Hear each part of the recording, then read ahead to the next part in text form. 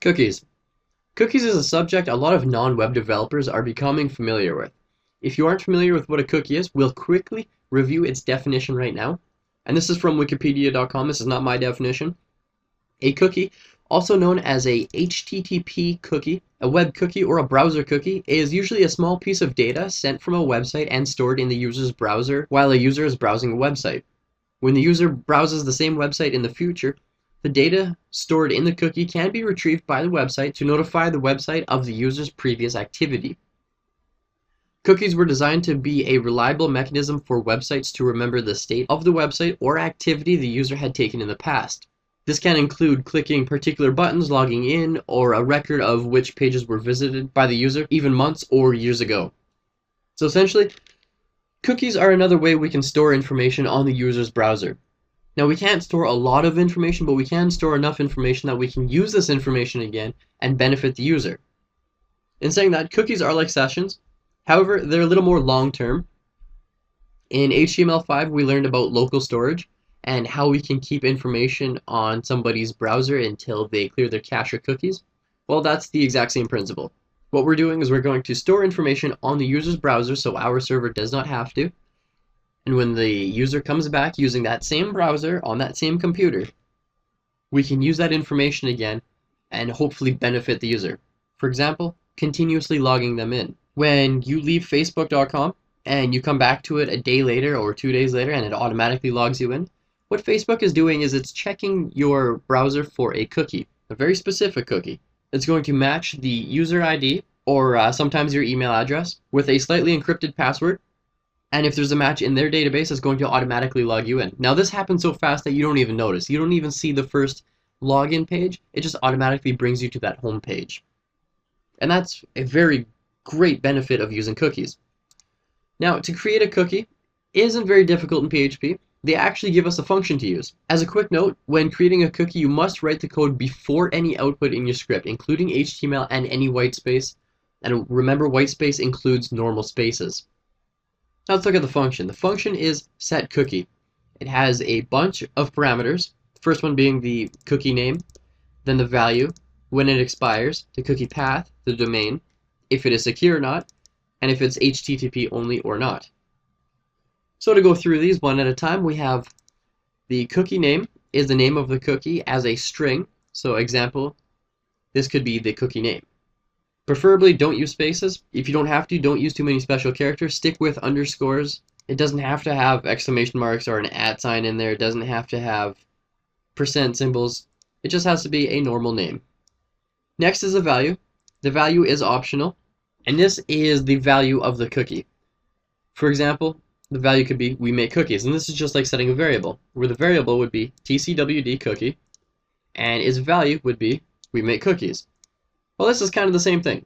This is our cookie name, like a variable name, cookie value, like a variable value. Next we have expires, and again this is optional. It's an integer and it's used in seconds. It's best to use the time function with this parameter. For example, time plus 60 times 60 times 24 times 30 will set the cookie to expire in 30 days. I'll quickly go over how I got this. 60 seconds, 60 minutes, 24 hours, 30 days. Remember, this parameter accepts an integer only, so it has to be a number, and it is read as seconds. If it is set to 0 or not set at all, then the cookie will be destroyed at the end of the session. Then we have another optional parameter, that's our path. The path is the path on the server in which the cookie is allowed to access. So if it's just set to a slash like this, with quotation marks around it, then the cookie is allowed on the entire website. If it is set to a specific directory, then the cookie can only be accessed in that directory. Again, this is written like a string, so use the quotation marks. Then we have domain. This is also optional. Domain is the domain that the cookie is available to as a string. So remember, string, use quotations.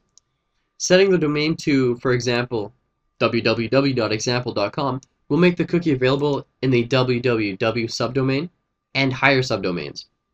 Cookies available to a lower domain, such as example.com, will be available to higher subdomains, such as www.example.com. Older browsers still implementing the deprecated RFC 2109 may require a leading 0 to match all subdomains. Now this part was actually taken exactly from php.net, and to explain this again, essentially if you say the domain path is example.com, then the cookie is allowed to exist on www.example.com, which could be seen as a different website. Then we have secure. Again, this one's optional. Secure is whether or not to make this cookie on a secure connection using HTTPS. Set to true or false, so that is a Boolean answer, true or false. Then we have our last one, and this is HTTP only, and this is optional. HTTP only is set to true if you want this cookie to be accessible only through the HTTP protocol, meaning this cookie cannot be accessed through JavaScript. If you set this to false, then this cookie can be accessed through JavaScript, and you can actually get cookies from JavaScript. Now, as you notice, there are a lot of optional parameters when it comes to making a cookie. We can avoid them and let PHP fill them in naturally, or we can use some of them, or even all of them. In this example, we will create a basic cookie. And to do that, we open our PHP, close our PHP. You notice that our set cookie function is before everything in here. It's even set before this white space between the closing PHP syntax and the doctype tag. So we have set cookie. We have our name, that's tcwd. This is our value. We are making cookies. And the time is right now, because that's the time function, that means right now, plus 60 seconds times 5. So if we break this down, it says time plus 300. 300 seconds is 5 minutes. So essentially, this is 5 minutes from now. Now we followed the protocol by setting our cookie before any output.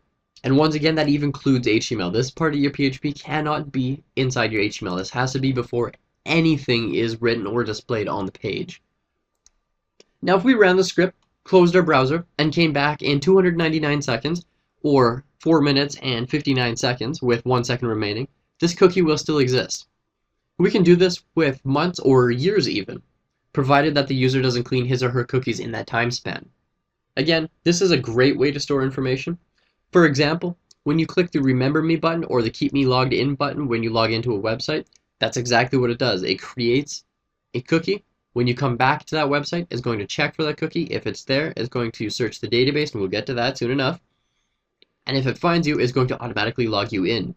This makes for a nice user experience, so the user doesn't have to log into your website every single time. That becomes very tedious, and, well, people don't like that anymore.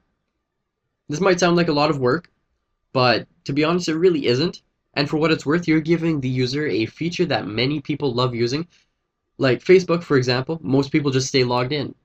If you're using a laptop or even on your phone, why even log out if it's just you using it? Now, creating a cookie is great and all, but it's not really any use to us if we can't access it. So let's look at how we access a cookie. To access a cookie that we just made, we have to use one of two super global variables. We can use the request, which will also get the get information, the post information, or we can use cookie, and this is the recommended one. And this is also the one that we're going to use in our examples. The reason we don't want to use request all the time is because some of our variables might get mixed up. And what happens when two of the same variable exist? The older one, or the one that is written first, gets destroyed and gets replaced with a newer one, or the one that was written last. And that's no good when dealing with people's information.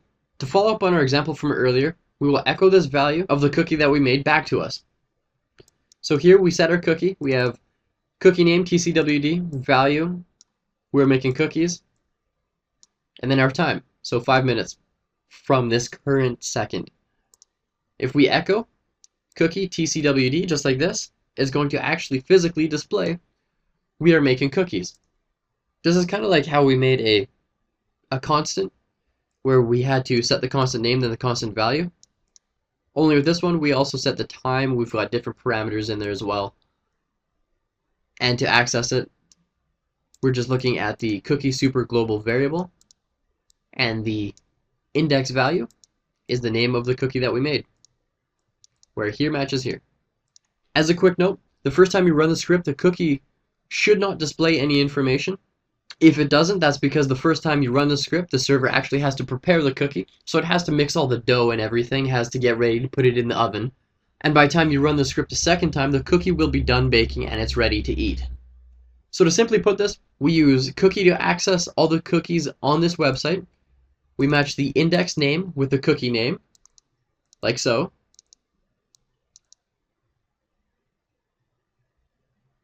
And it will give us the value of the cookie.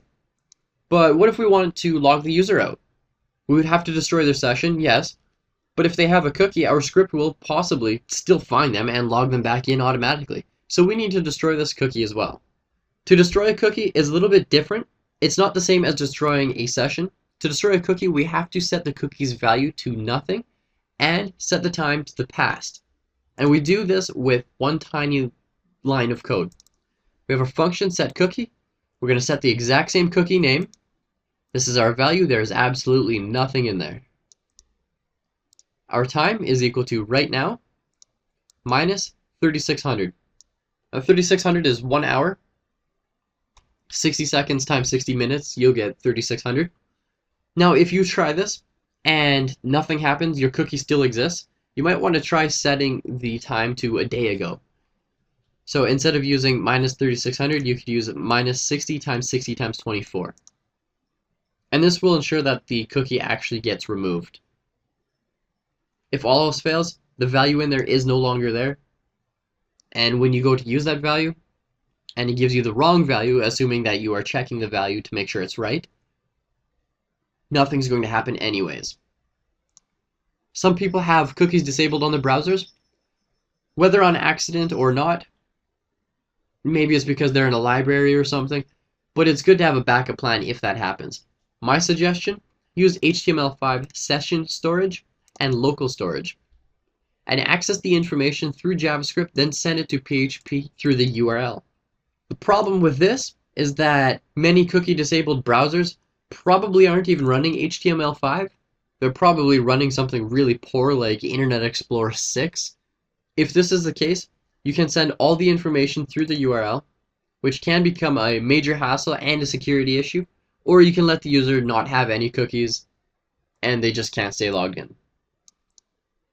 My personal opinion, don't give them the cookies. If they don't have cookies enabled on their browser, I wouldn't give them the cookies anyways. They just wouldn't be able to stay logged in. So your homework, I want you to create a blank file and save it as cookies.php. Set one cookie with a value and an expiry time. I then want you to echo this cookie to your page. If it doesn't show up the first time, remember to refresh the page. You need to prepare the ingredients for the cookie, put it in the oven. By the time you come back, your cookie has been made.